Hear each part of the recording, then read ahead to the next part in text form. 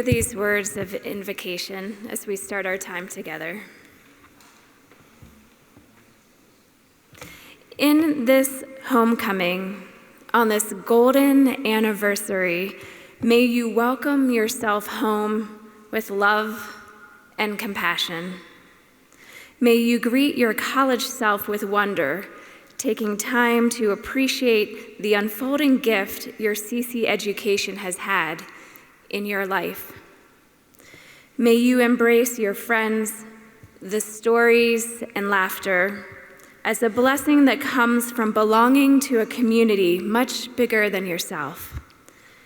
May you find acceptance and release with anything unresolved, and joy reconnecting and rediscovering this amazing place. And may all that you hold as sacred bless you in this milestone. Amen. Please join me in welcoming our President L. Song Richardson.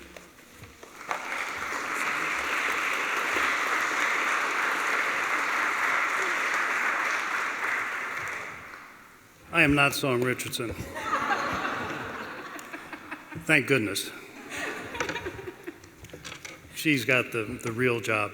But I am Dan Cooper, co-president of the 50-Year Club, as was announced. My co-president, Beth Cooper, class of '66, is over there. And we have done this together for, I think we're going on about 7 years. Song Richardson, L. Song Richardson, is an educator, legal scholar, and lawyer recognized for her transformational leadership in higher education. She became Colorado College's 14th president in July of 2021.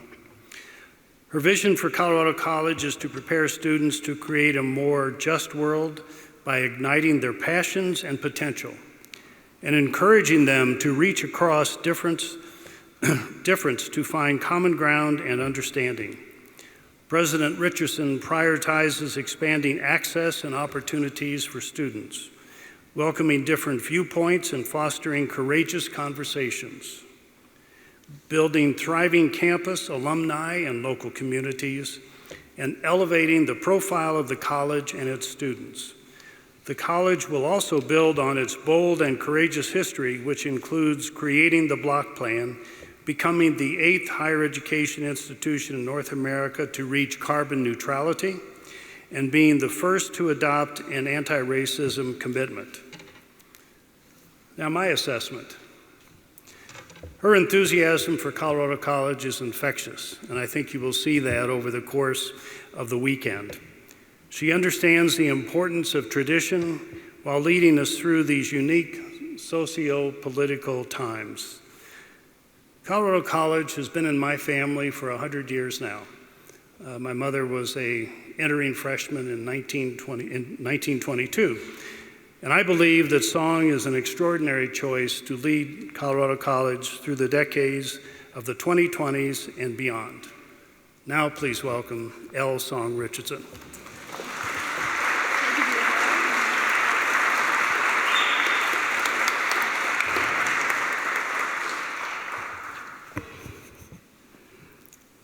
I'm hesitating because I'm trying to figure out, should I stand on the riser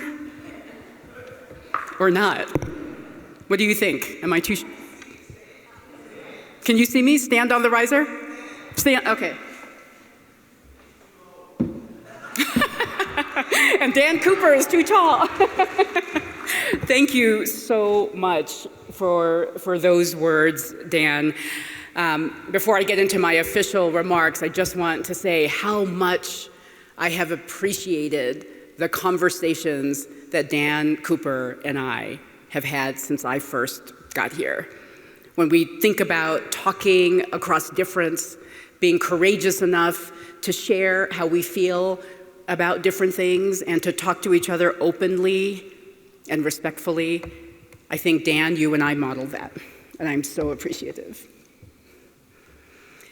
And I am really thrilled to be here with all of you to celebrate your induction into the 50-year club. My first time of doing that was last year, but this year is special because we can all be here together in this way. I can see your faces, and then we will be putting the medallions on you ourselves. So I am thrilled to be here. I also look forward to having an opportunity to speak with you and to get to know you, to hear what your thoughts are about CC today and how they compare to what Colorado College was when you were here as students. I suspect that there is a lot that is the same and much that has changed, and I would love to have your perspective on that. One of the things that is the same is the block plan. And if any of you have heard me speak about Colorado College and the block plan, you know I am obsessed by the block plan. Literally obsessed. Glenn Brooks was one of the first people I met when I arrived on Colorado College's campus. And I remember my discussion with him because what he wanted me to know so badly, and I was so inspired by him, but what he wanted me to know is that the reason you and him and the faculty at the time, because you were here when we launched and initiated the block plan, you were here to have those discussions, you were here to dream and do something remarkable. And what he said is the reason we were able to do that, you were able to do that, is because you were courageous enough to think differently and you were grounded by the liberal arts. And so he wanted me to know, remain grounded in the liberal arts and then you can do anything because we are a community of courageous and bold people. And so I am obsessed by the block plan. It's why last year I did what he did and what you did. I put together a committee that is being led by Susan Ashley to ask our entire community, how can we do what we do better? And this was the question that animated Glenn Brooks and Tim Fuller, who is still here too. I've had a number of conversations with him. I see someone's face like, wow, yes, he's still here too. And we are engaged in the process that you were engaged in that resulted in the block plan.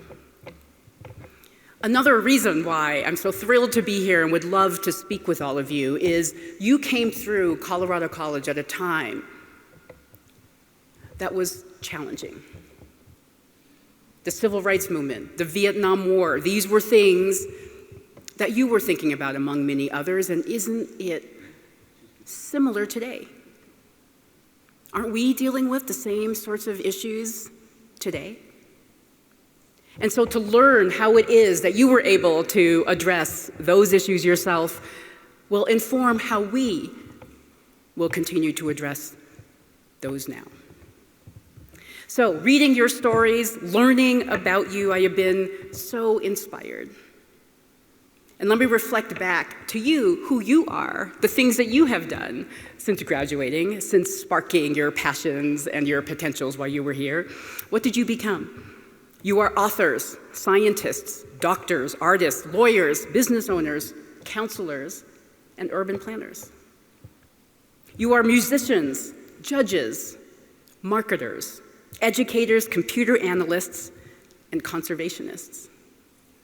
You are grandparents, outdoor adventurers, philanthropists, volunteers, and pioneers for causes that mean the most to you. You are living out a vision that still continues to this day at CC. Because our goal here at CC is to ignite our students' passions and their potential to create a more just world, just as you have done in your remarkable lives. And this desire to create a more just world, we know that it's possible because you are proof that it's possible. So as you walk around this campus, some of the things that we have been able to accomplish that are different from when you were here are obvious. Robeson Arena, Tutt Library, the new buildings that you see across this campus. And of course, we have new faculty, new staff, and new students. And then there are things that are less visible, like the fact that we still accomplish amazing things, like being the 8th institution in North America and the first in the Rocky Mountain West to achieve carbon neutrality. That is enormous for this small liberal arts college in Colorado Springs. Incredible. We are the first institution of higher ed to adopt an anti-racism plan years before it happened, this national reckoning that we've been having around race. We have been, and I want us to be, a leader in access and opportunity. I also want us to remain the courageous and bold place that we are. And one of my dreams for Colorado College is to increase our visibility. I don't want anyone to ever say to me again, like they did when I first came here, "Where are you going?" That's not going to happen by the time I'm done here. Because people need to know who we are. We are incredible in what we do, and all of you are a part of that. So I look forward to spending time with you this weekend, to celebrating your induction into the 50-year club, and obviously you are still connected to the college. That's why all of you are here. And so I hope you remain connected to the college because the college needs you. Our students need you, and they need to see themselves in you. So congratulations, and I look forward to spending time with you.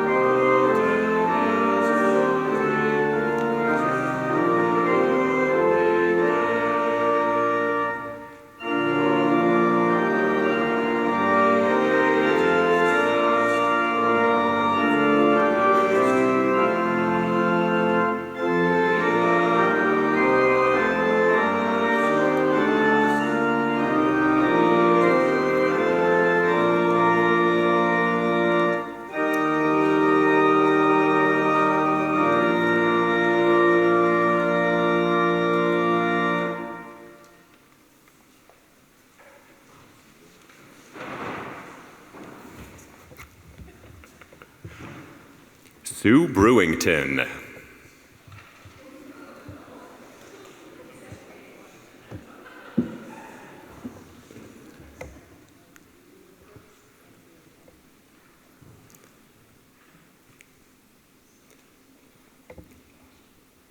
Tom Bullard.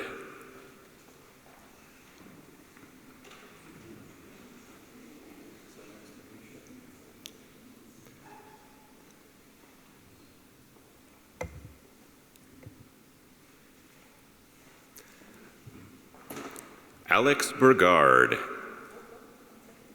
Oh, sorry.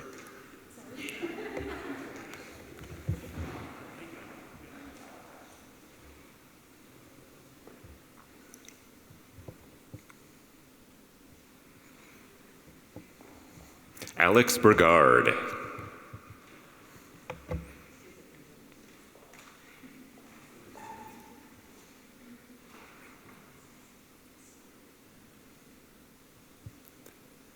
Barbara Keneally Burgard.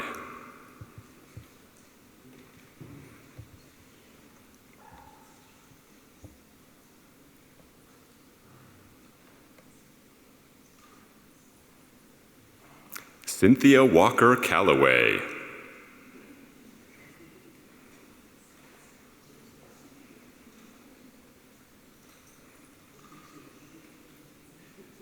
Deanne Campbell.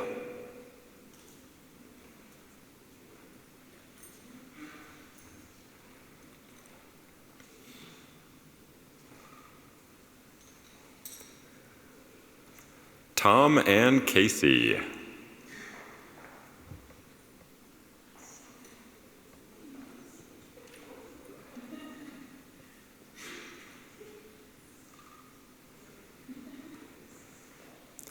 Jim Claypool.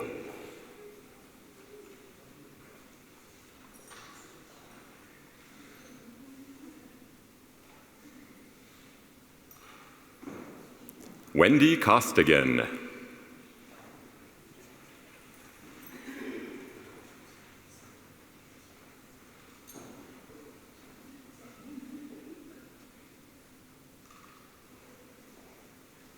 Johnny Brox Davis.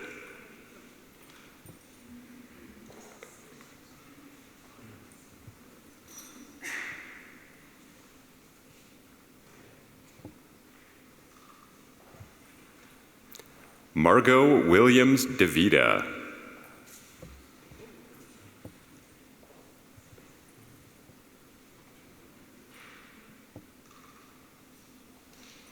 Craig Dirksen.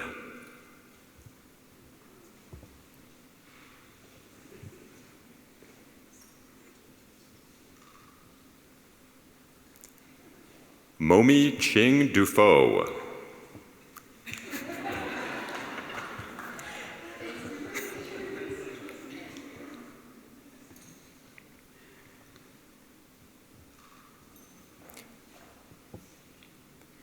Mike Duffy.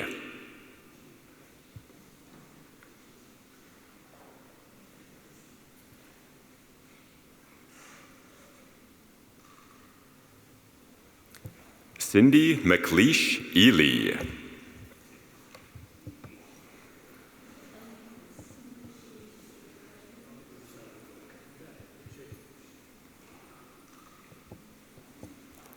Stephen Feder.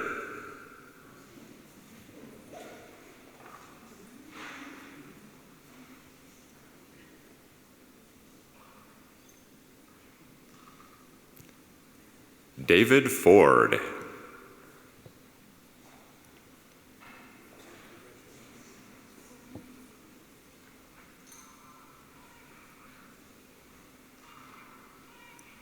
Steve Garman.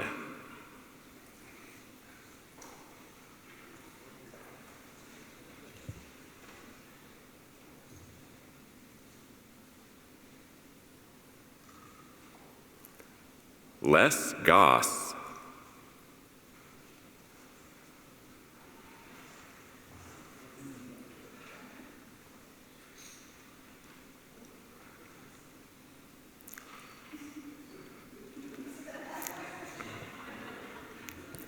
Melissa Walker.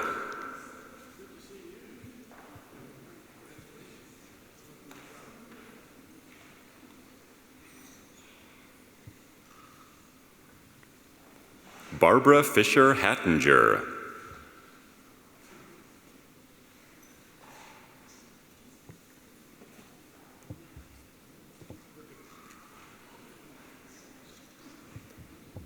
John Hawk.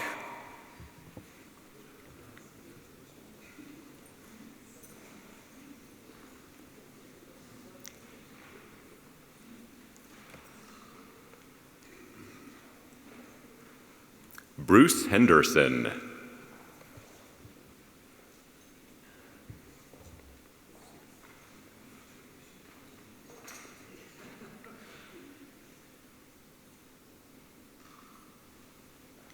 Meg Glover Henderson.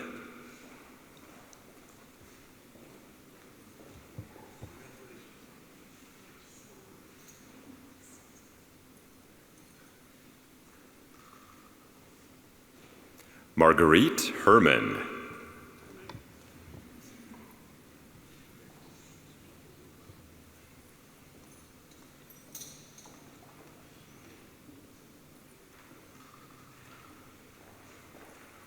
Tina Hittenberger.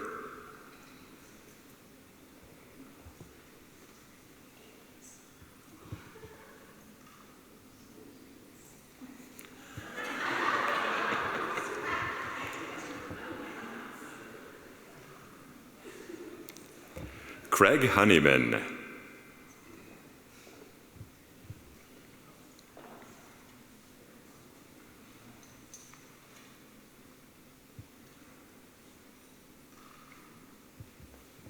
Bob Hull.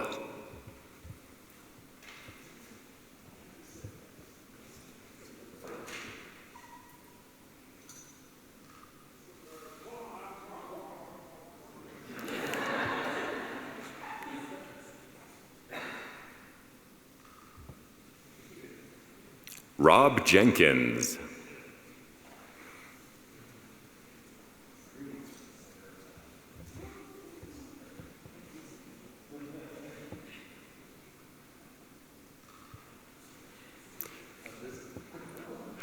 Janet Merrill Jones.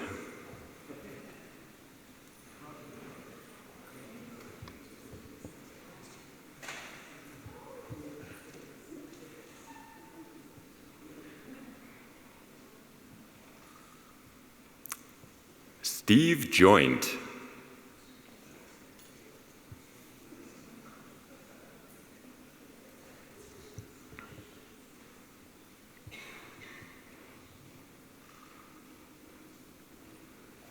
Wesley Klein.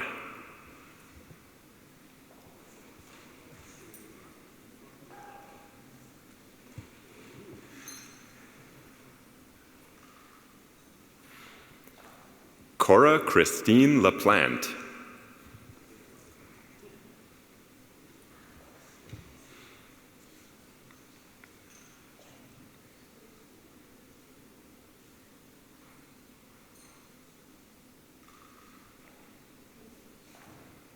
Sheris Ransom Lartigue.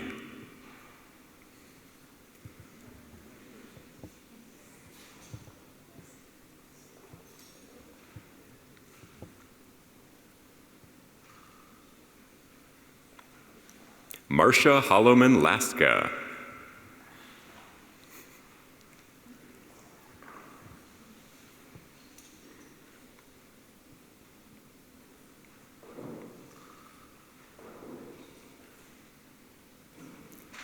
Dee Dee Denning Loomer.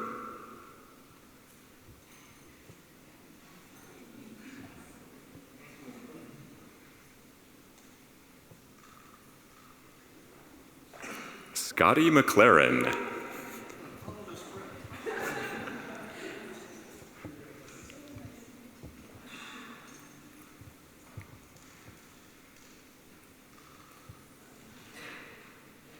Lindsay Judy McLorg.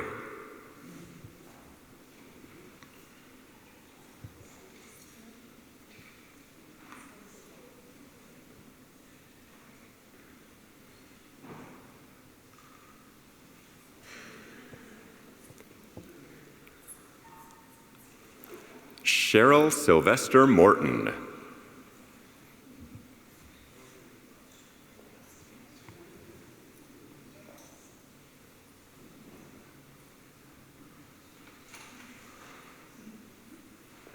Roscoe Morton.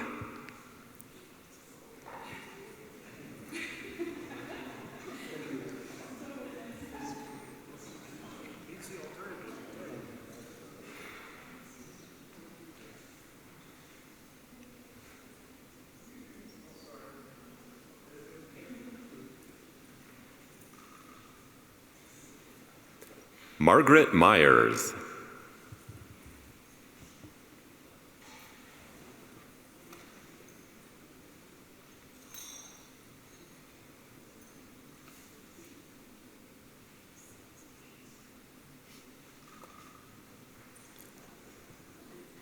J.D. Neal. Absent.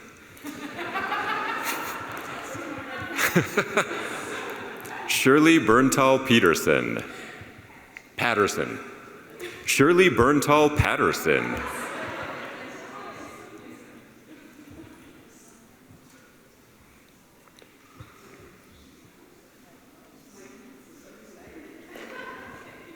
Ray Petros.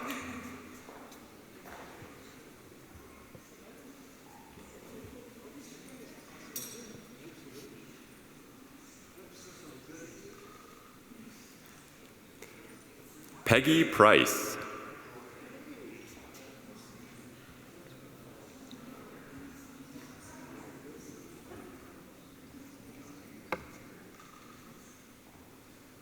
David Rollman.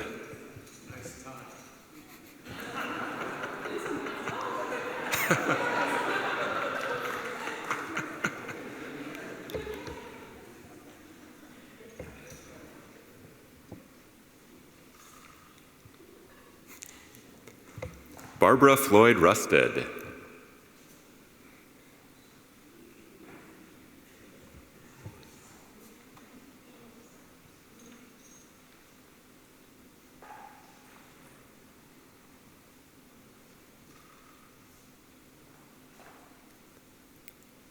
Ted Schachter.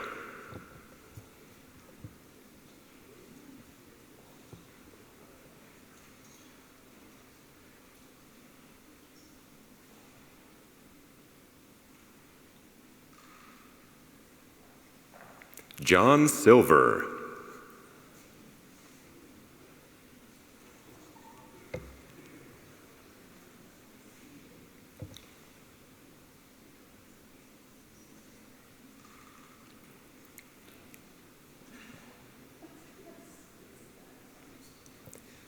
Hale Smith.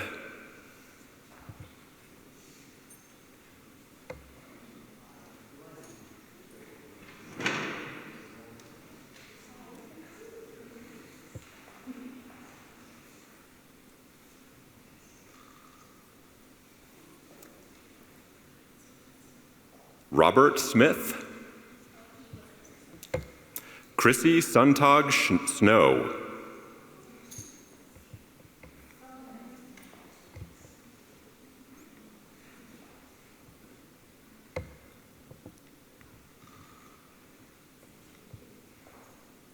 Bunker Snyder.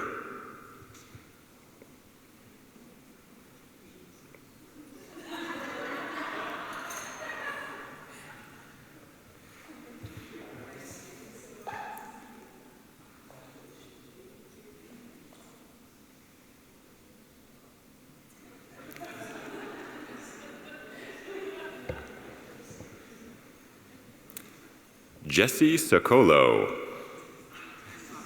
Sokolo. Jesse Sokolo.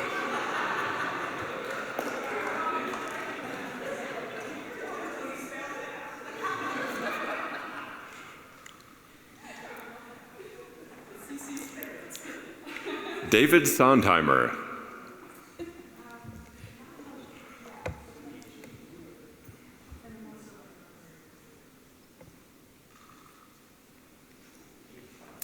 Susan Spangler.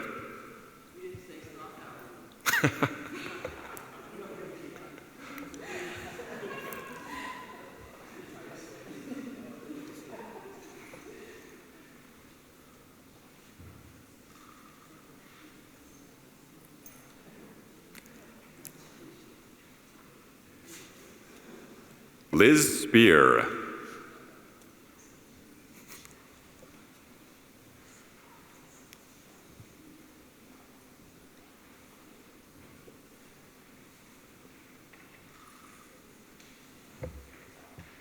Neil Stafford.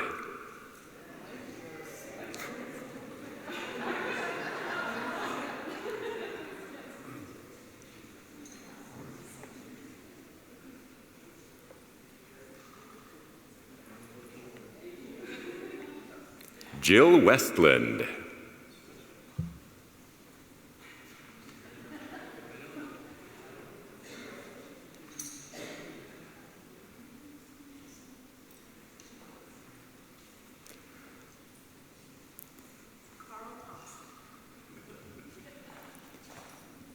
Carl Thompson.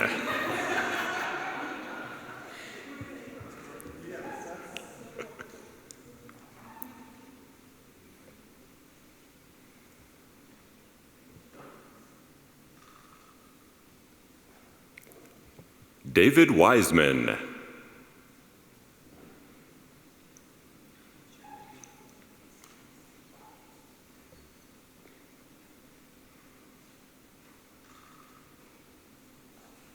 Mark Secord.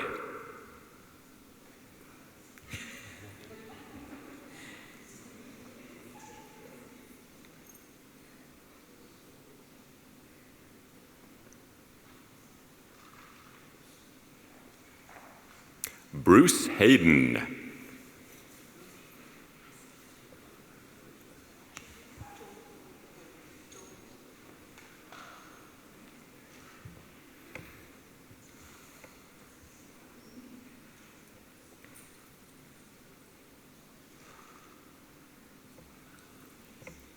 Joe Boulder.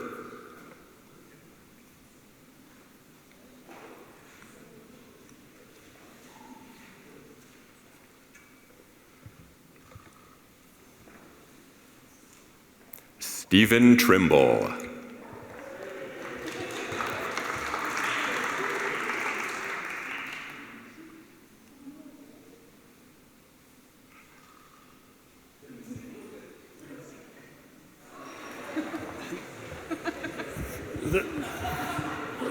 Part of the 50-year club is doing calisthenics in place, and so Christy's been doing this long enough that she knows exactly how to get our attention.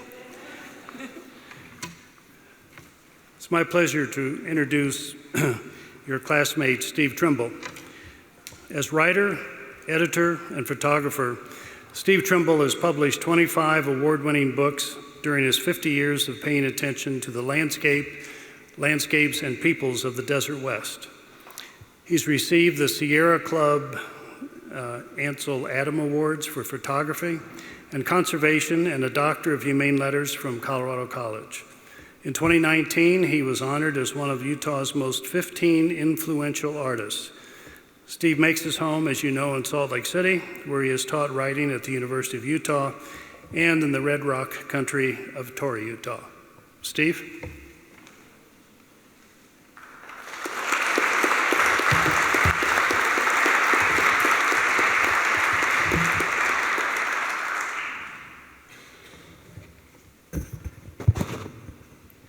Thank you, Dan. We are a motley crew. 50 years. 50 years. How can this be? We remember so much, and we've forgotten so much. Each of us needs a friend with a flawless memory to remember our lives for us. Each of us also has a list of deeply embedded moments from our time here at CC, the flashbulb memories with sufficient emotion and import and visual detail to stick, probably forever. What were yours? Maybe that day when you knew absolutely you would joyfully switch your major to music and abandon that dutifully chosen pre-med track. The first dining hall lunch of the year, when that interesting new student plunked down their tray and rastal, and you muster the courage to move to the end of the table and start a conversation that would change two lives. The chance to study in Munich, in London. The freedom of that first block break in 1970, when you crammed 6 friends in a 1962 sedan and lit out for the territory. And the second and third and fourth block breaks when you did it again. How can it be 50 years and more since we had these experiences? Well, just how long is 50 years? One measure, and this astonished me when I thought of it, at homecoming in October 1968, when we all filed into Shove Chapel and sat in these seats for our first convocation, the alums who came that year for their 50th reunion graduated from Colorado College in 1918. The easiest 50-year measure, simply look in the mirror today and then imagine what we look like in the mirrors of Slocum and Loomis Halls in 1968. I didn't turn 18 until I had been at CC for a few weeks. More than once, vigilant servers at Giuseppe's made me feel young and stupid when underage I unsuccessfully tried to order a beer. Now we are all old enough to drink beer legally. Here in Colorado, we can even smoke marijuana legally. Some of us are healthier than others, but we are here, by God, blessedly still here. To our sorrow that we does not include all of us, the in memoriam page of our reunion book contains a sobering list of 48 of our classmates whom we've lost. Please take a moment to remember them, and especially think of the one or two friends on that list who you miss the most. For me, that's charming, warm, dapper Victor Ruiz. Who is it for you? Bring them back in this moment of silence.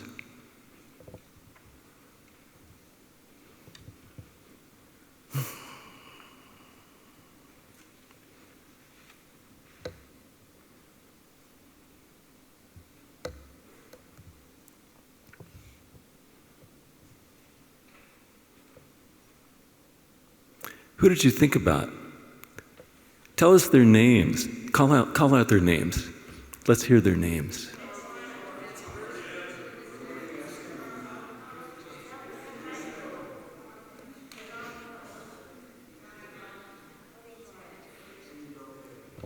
A lot of names. Thanks to President Richardson and to the whatever faculty members have appeared back there in the darkness somewhere who are joining us this morning, who gave us the chance to ponder, and to Christy Domgard and the staff in the alumni office who have worked to make this weekend a success. Our time here at CC was a time of transition. We felt like we were intersecting with history, living in history. We arrived on campus just a few months after Martin Luther King Jr. and Bobby Kennedy were murdered. The great achievements of the civil rights era had all just happened. We felt like we could actually influence history. The environmental movement had just begun. Paul Ehrlich came to campus to inspire us. We were here for that first Earth Day in 1970 when we focused on an exploding world population. Each of us had our own version of sex, drugs, and rock and roll, and mine was probably straighter and more naive than most, more John Denver than Jim Morrison. But I do think CC ranked low on the list of 1960s radical campuses. Our granola reputation was and is well earned. And so classes met during the nationwide Vietnam moratorium in the fall of 1969. But we also held an anti-war demonstration here in Shove Chapel. We found out later that Fort Carson military intelligence and local law enforcement had infiltrated us. We kept up the generational pressure with protests and marches, but the CC version of a Molotov cocktail only scorched the walls of the ROTC building in May 1970. I'll bet every man in this audience can tell you his draft lottery number when those little packets were pulled out of the sorting hat as we watched on TV in the Matthias Lounge. My number was 38, and only my imperfect eyes classified me undraftable. One friend concisely summarized how CC transformed him. He said, "I came in supporting Richard Nixon for president in 1968. I left voting for McGovern in 72. We graduated 1 month before the Watergate break-in that initiated the long erosion of confidence in the shared American experience that defines us today. Plenty of tragedy and inequity remains in the world to fire our moral outrage and compassion. I refreshed my memories of our time here by skimming the school newspapers from 68 to 72, the closest I can come to a community-wide journal and timeline of our life at CC. I'd forgotten it was the tiger when we arrived, soon to become the catalyst. Of course, the pivotal story was our invention of the block plan, for which I've always felt enormous affection. I know a lot of you feel the same way, and I miss its engaging and exhilarating rhythm. Classmates tell me, CC ruined me. Working intensely on a project and then taking a break made sense to me. I've longed for block breaks my whole working life. The birth of the block plan coincided with our arrival on campus even more closely than I remembered. The first mention of Glenn Brooks launching that college-wide evaluation turned up in October, mid-October, 1968. So soon after we came to CC, I still couldn't legally order a beer with my pizza. The newspaper told us that Dr. Brooks had opened up every aspect of the college to creative and constructive questioning if all are willing to participate. That last line sums up the ethic of learning at CC. When we arrived as first years, professors welcomed us into a relationship with their knowledge. The college was not so much a hierarchy as a community. Our professors shared their love of their subject, wanted us to know what they knew, wanted us to have the joy of that knowing, and enter a lifelong give and take with the subject matter.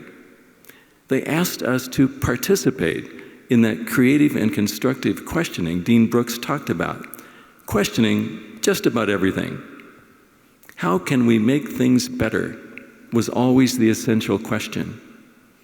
And President Richardson is still asking that question, as you heard. We've got to mature somewhere, in college or out, and I made slow progress in my 4 years here. Faculty members who accelerated my maturing were T.K. Barton, Don Schern, Dick Beitelman, and Dan Tynan. History, psychology, biology, and English, CC made me a stubborn generalist. I'm acutely aware that my list fails to include any women. It's a comment on the times when CC had only a handful of women on the faculty. The Tiger provided unwitting evidence of those times with a photo from that first fall of 1968, captioned, "Two fine-looking freshmen display the form that made them top contenders in the Sigma Chi Derby Days Miss Legs contest." A brief profile described a new lecturer in music as attractive and vivacious. We now cringe. Imagine what today's first years would have to say about this. We have made some progress. The crucial symposium on violence punctuated our first year, blasting us out of any complacency we brought with us. Dick Gregory asked us to rise to the moment, and I felt uncomfortable and defensive, just what he wanted. The actors in Dionysus in '69 ran naked through the audience in Armstrong Hall. To my shock and delight, we weren't in Kansas or suburbia or high school anymore. Gary Knight, class of '67, captured the power of the Violence Symposium in an op-ed in the spring of '69. He wrote, "Colorado College came of age as a vital and volatile intellectual institution for the first time in its 95-year history, and in doing so severed, perhaps permanently, its ties with its more conservative past. The vehicle for the college's bar mitzvah was the Symposium on Violence, and it's doubtful that the college will ever be the same again." In my memory, that symposium had the weight Gary Knight gave to it. The conservative Colorado Springs media attacked, and the Board of Trustees demanded the firing of symposium organizer Professor Alvin Boderman. But Dean George Drake and President Lou Warner rose to speak for the defense. Coming so soon after our arrival, these wild events and their affirmation by the college sent a powerful message. We had rallied for intellectual exploration, for freedom of thought and speech. There was no going back. And then, barely into spring semester of our freshman year, a headline announced, "Planning Office reveals dynamic master plan." Voila, we already had the elements of the block plan. That same front page announced an upcoming campus visit from Joan Baez and David Harris, speaking on the draft and nonviolence. Just a year after the process began, in October '69, the faculty voted to approve the new college plan, adopting the basic structure we still use. Our class spent 2 years juggling assignments under the stodgy, familiar semester system, and 2 years feeling like cool reformers and trendsetters as we launched the block system. My Colorado College education added to my lifelong privilege, a transformative stamp in my passport to an easy path as a straight white male. 50 years ago, CC hadn't quite come around to recognizing that we weren't all straight white males. Yesterday, on my drive to Colorado Springs from my home in Salt Lake City, I thought about the dramatic shifts in our awareness. Throughout that journey of nearly 600 miles, I passed through the traditional homeland of the Ute people, all of it land we stole from the tribes, a fact we've shamefully neglected. CC had only a handful of African American students in that long ago fall of 1968, and just 10 students who identified as Chicano. In 2022, CC celebrates diversity and inclusion, but what was it like to be gay at CC in 1968? One classmate told me he went to Tut Library when he arrived on campus, trying to understand his desires, and found exactly 3 books on homosexuality, all defining him as a deviant. He can still remember where those books were on the shelf. He spent his 4 years at CC mostly closeted and knew of only 2 or 3 out gay men even in his senior year. I asked some of my female classmates about their years at CC when 40% of our class was female. Some remembered never taking a class taught by a woman. A few had women mentors, notably Ruth Barton, Jane Cavell, Susan Ashley. They remembered experiences that we would now call sexism. They knew professors who hit on their female students and had affairs with some and behaved in ways that today would have dire consequences for the perpetrator. One classmate noted, "It just seemed like that's the way things were. Context is everything." Change kept happening, though. We ended curfews and dress codes for Sunday brunch. We started with visitation, and by the time we left, we had co-ed dorms. And yet we still deal with so many of the same issues, the same fights. A 1972 statement from the Women's Liberation Front included a list of goals: repeal abortion laws, free abortions on demand, equal wage rights, alternatives to the nuclear family, and the destruction of sexist social roles. They said, as long as there are women who struggle for dignity, who are denied the right to be people, no woman is liberated. A year later, the Supreme Court gave us Roe v. Wade, and now we have Dobbs. We're going backwards. When George Wallace was shot and paralyzed in a Maryland mall in May 1972, the Catalyst editorialized, "Of course gun control laws would help, but we will not have them. The gun lobby in Congress, National Rifle Association, etc., has enough influence to prevent passage." That op-ed came from 50 years ago, not from Politico or Twitter this summer. We thought we'd committed to protecting our beloved Colorado mountains. The 1964 Wilderness Act began designating preserves like the Maroon Bell Snowmass Wilderness, wildlands that some of us would explore on our outward bound courses as freshman counselors-to-be. And yet we still act out the same old fights over public lands, even as catastrophic wildfires and dwindling rivers call us to action. CC's State of the Rockies project brilliantly analyzes these conflicts, which is exactly why our class project this year will support research fellowships at the program. Not every through line is grim. In the fall of 1968, we were all obsessed with deciphering the clues in the last 3 Beatles albums to prove that Paul is dead. I didn't remember that Revolution number 9 played backwards yields, "Why are you playing this album backwards?" Sir Paul, of course, is 80 and still tearing it up, headlining at Glastonbury this summer for 100,000 people. In the fall of our senior year, Professor Doug Freed noted a shift. At a parents' weekend discussion, he said, "From the outside, people see students as activists, but the trend has started to run the other way. It's a return to privatism." He felt most students viewed society's problems as unsolvable. All of us worn-out activists believing that the ship is sinking and there's not much I can do about it. We students hadn't given up completely. We showed up. We participated in this radical act of education as the block plan took shape. I found a letter to the editor that I wrote as the final vote on the block plan approached in October 1969, urging us all to boldly stay the course. I have to smile at my idealism. I have to admit I haven't changed all that much.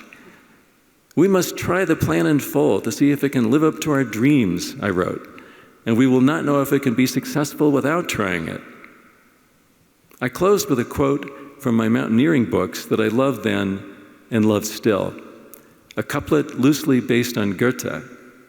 "Whatever you can or dream you can, begin it. Boldness has genius, power, and magic in it."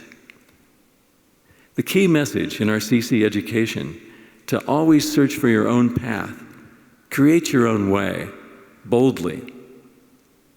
We entered CC in 1968 when the generations were spinning extra fast, one to the next, generation to generation. Transformative truly describes our time at CC. The profound changes we lived through gave us faith in the power of transformation. It's hard to hold on to that faith as our nation careens through the 21st century, but I still do hold on. We are at a similar pivot point now. The generations are spinning, the world is spinning, and it's unclear whether a tiny wobble will spin us right out of our assumptions about democracy, the rule of law, and even the certain survival of humanity. If anyone can master the spin and save the world, it will be people like the young students here at CC today, immersed in their own transformative education. The poet Mary Oliver best distills the assignment we took with us when we left CC 50 years ago. Instructions for living a life: pay attention, be astonished, tell about it. Tell about this eventful life of ours to our kids and grandkids, to our nieces and nephews and young friends. Even if it seems they aren't listening, even if they groan and moan, they'll remember. They'll need context for their stories when a few of them return to Colorado College for their 50th class reunion in 2072. Thank you. Onward.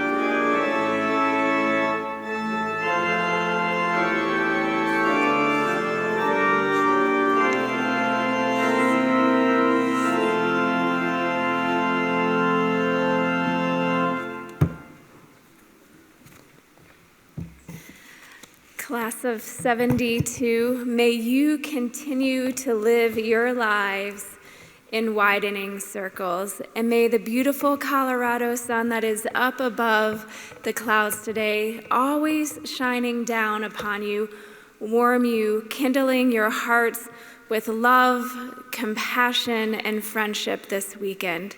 And may all that you hold as sacred bless you in this homecoming reunion. Amen.